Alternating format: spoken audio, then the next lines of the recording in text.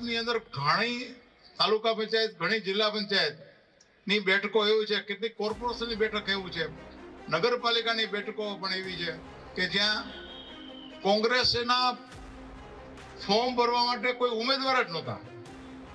તો એ આપને આનંદ થશે કે ઉમેદવારો આપણે આપ્યા કે ભાઈ તમારું ખરાબ લાગે તો આ ઉમેદવાર છે ને આનું ભરાવી દો.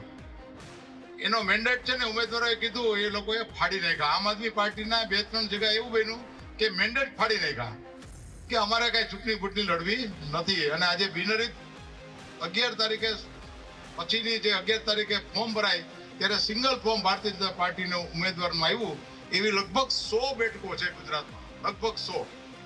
ભારતીય જનતા પાર્ટીના એક કાર્યક્રમની અંદર જેતપુરની અંદર મહેન્દ્ર પાડલિયા જે બફાટ કરે છે કે કોંગ્રેસ પાર્ટી પાસે ઉમેદવાર નથી, એ ઉમેદવારો અમે આપ્યા છે કોંગ્રેસની આબરૂ બચાવવા માટે. ભાઈ શ્રી મહેન્દ્રભાઈ, મારે આપને કહેવું છે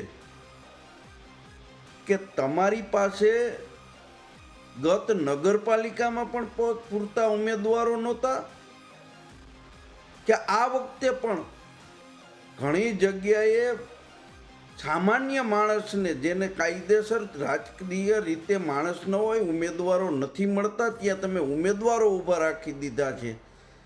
તમે તમારા ભાણા ઉપરથી માખી ઉડાડો.